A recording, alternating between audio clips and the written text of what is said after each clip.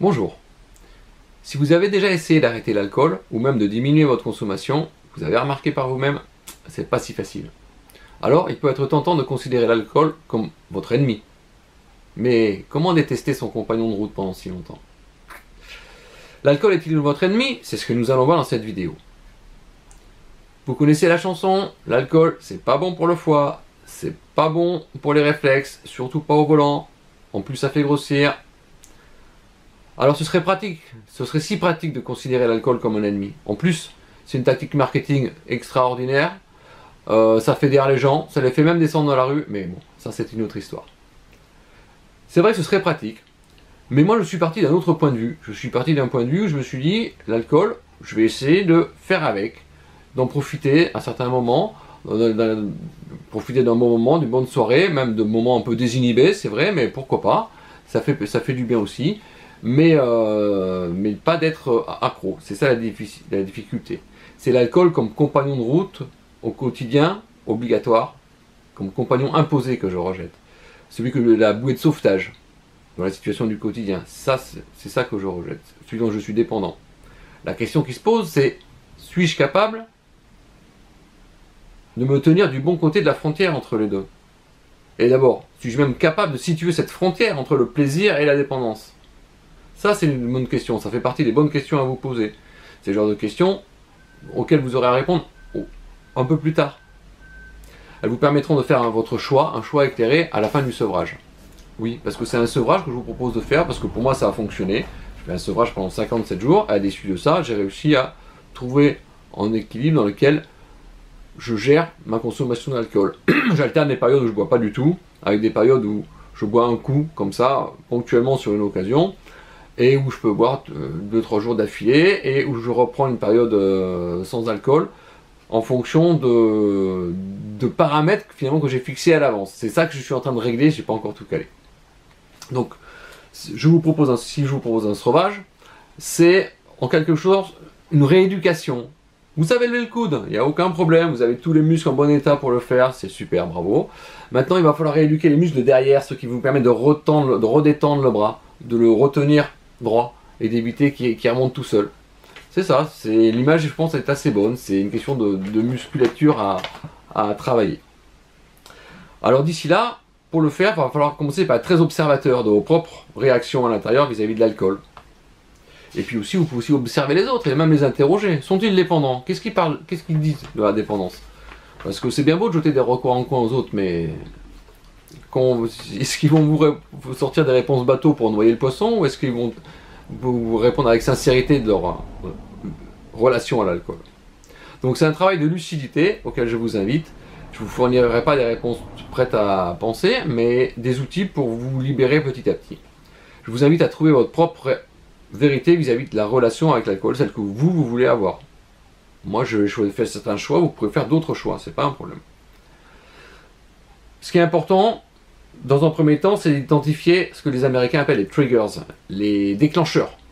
Les pensées, les émotions, ou les états d'être, ou les événements dans votre vie qui déclenchent la pensée vers un verre d'alcool, ou l'envie d'aller boire un coup.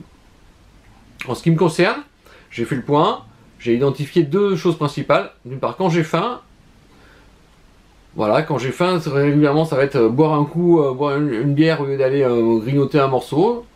Bon, voilà, c'est comme ça, c'est ce que j'ai identifié. Et puis évidemment, le coup de stress, quand j'ai une frustration, quand je me suis pris la tête avec un client, mon boss, ma femme, ou n'importe qui d'autre en fait. Et là, ça déclenche aussi l'envie d'aller boire un coup. Les vôtres, c'est lesquels? Prenez le temps de vivre avec l'alcool encore un petit moment et de les identifier, essayer de bien les ressentir pour voir dans quel cadre ils s'arrivent. Essayez de retrouver des schémas répétitifs. Un autre élément qui me fait dire qu'il ne faut pas considérer l'alcool comme un ennemi, c'est que ce à quoi on résiste persiste. Et comme disent les Américains aussi, where attention goes, energy flows. Là où va votre attention, l'énergie suit. Donc pensez à l'alcool toute la journée, même en pensant à s'y opposer, à le combattre, c'est lui donner tout votre pouvoir. Y penser toute la journée, c'est pas ce que vous voulez. C'est lui donner le pouvoir de diriger vos pensées. Et vous, vous voulez tout le contraire. Vous voulez qu'il n'ait pas le pouvoir de diriger vos pensées. Vous voulez retrouver votre liberté. Vous voulez orienter vos pensées vers la liberté et vers vos projets à vous, vos projets de vie, pas vers l'addiction. C'est pour cela que je vous propose d'instaurer d'autres règles du jeu. Des règles du jeu, d'un jeu que vous pouvez gagner, pas d'un jeu que vous êtes sûr de perdre. Et là, on passe de ça, du conflit, de la confrontation directe, à ça. À ce jeu-là, vous changez de perspective. Vous n'êtes plus face à un ennemi à devoir tenir bon en serrant les dents. Non. Vous travaillez d'abord sur vous-même et l'alcool retrouve une place, la place de la taille qu'il mérite, naturellement. Les nouvelles règles du jeu vous disent que vous devez utiliser vos pensées pour les diriger vers ce que vous voulez, vers ce qui compte pour vous, vers les projets de vie que vous souhaitez réaliser. Si vous voulez reprendre le manche, si vous pensez que c'est le moment pour vous, si cette vidéo vous a fait résonner quelque chose en vous, alors c'est le moment de remplir le formulaire en bas pour me laisser votre email pour que la conversation continue entre nous, mais en privé, dans lequel je puisse vous partager mes trucs pour ça, et dans lequel je puisse vous solliciter aussi pour savoir quels sont vos triggers à vous.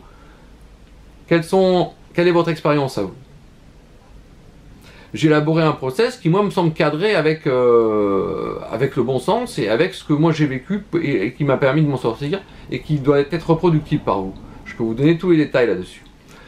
D'abord, vous trouvez le truc pour identifier ces triggers et puis les contrecarrer, anticiper dessus et puis, même en live, trouver des solutions pour, quand ils se présentent, les balayer du terrain et reprendre et regagner votre liberté.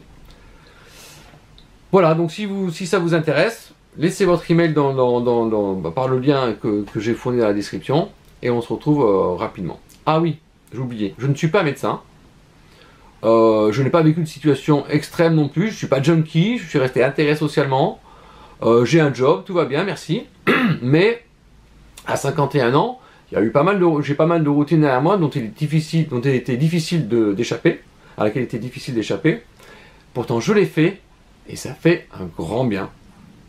Je vous assure.